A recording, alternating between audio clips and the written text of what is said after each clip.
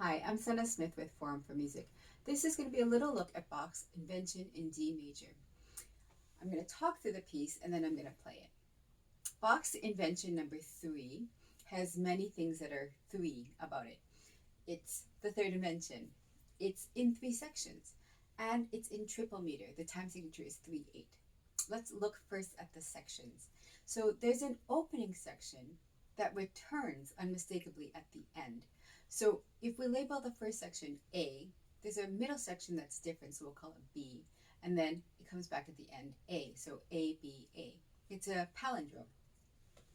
The piece opens, like we expect an invention to open, with an announcement of the cell. This is the idea upon which the whole piece will be based. First in the right hand, and then in the left hand. It's 2 bars long with a little pickup.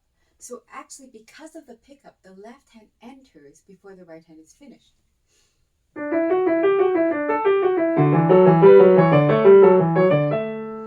That is our first phrase. From this point on, Bach chooses to focus on the first full bar of our cell. Do you hear that shape? Well, that shape is going to be mimicked in the second phrase, whether that way or so. It's not intervallically the same as our first bar of the cell, but it's the same profile, so we relate it. He does end our second phrase with the intervallic equivalent of bar 1 of our cell. First in the right hand, then in the left hand. Then he'll cadence. That brings us to the end of our first A section. The middle section, the B section, changes our cell.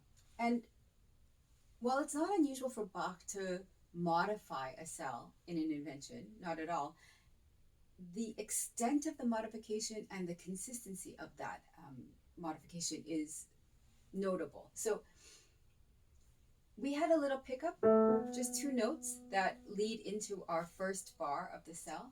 Well, he extends that so that instead of just 1 step, you have many steps that lead into. Do you recognize that shape? So scale leading into what used to be our first bar of our cell. And this now becomes the topic of conversation between the hands in our middle section.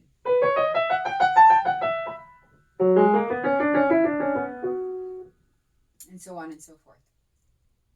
So our middle section, going back to our sections, our middle section starts off in the key of A major. Our overall key is D major, but he modulates, he moves to a new key, which we expect him to do.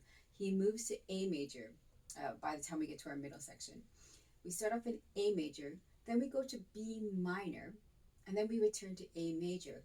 So the middle section is itself tripartite, is 3 sections, and is itself a palindrome, A major, B minor, A major. So this creates a more complex palindrome overall. The apex of our palindrome is marked with something that I think is unique to this invention. Bach presents our cell split between the hands. So you'll hear bar 1 of the cell, of our original cell, which we haven't heard since the first phrase. Bar 1 in the right hand, followed by bar 2 in the left hand. This is how he chooses to mark the top of our mountain, as it were. So that's our that's how he recognizes that he's achieved that midway point of his palindrome. We move back to our A section, and Bach makes it unmistakable, the return of the A. You'll hear, leading up to it, these steps in the right hand going, so it's a scale going up.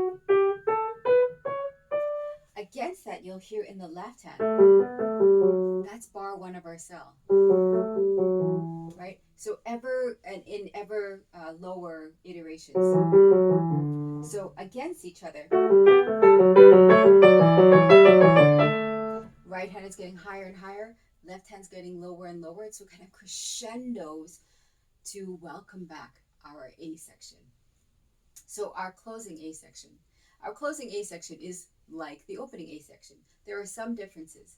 One of the differences is that, do you recognize that? That's the profile mimicking of the first bar of our cell, but now it's in the left hand. The other thing that happens is, instead of modulating through the A section, he stays in this phrase, he stays in D major, he stays in our home key. And we expect that in closing A section, we expect him to stay in the home key as he does. So that's our 3 sections. Let's talk about the triple meter. So the time signature is 3/8. Not all dances are in triple meter, and not all triple meters are dances. But this particular invention has dance-like qualities about it, which the triple meter helps support. Things like these kind of gestures. So it's octave jump. You'll hear that in the left hand in the opening A section, and in the right hand in the closing A section. Very jolly, very joyful octave jumps. Dance-like. There are more refined dance-like gestures like this.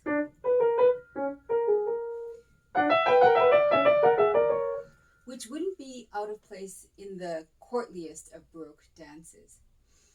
And this reminds us that in the late Baroque period, when Bach was writing, we're not that far away from a time in which instrumental music was primarily used to accompany dance.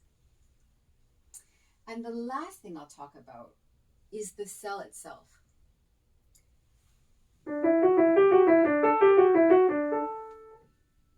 Why is it? It's just a 2-bar cell. Why does he get rid of the second bar for most of this invention? We don't hear that second bar. And so I was thinking about this. And then I realized that the last 5/16 notes of this cell, which happen in the second bar, if you turn them upside down, if you invert them, they're actually the same as the first 5 notes of this cell. So Bach has created a cell. He bases this invention on a cell that essentially can loop back on itself. And it also explains why he has modified the cell as he has in the middle section. Because bar 2 of our original cell, do you hear all those steps going down? It's a scale going down into the loop. Well, in the middle section, he does flip it around, so you get the scale going up into the loop. So it is a development of the original idea. It is in fact the same cell, but just looked at it from a different angle.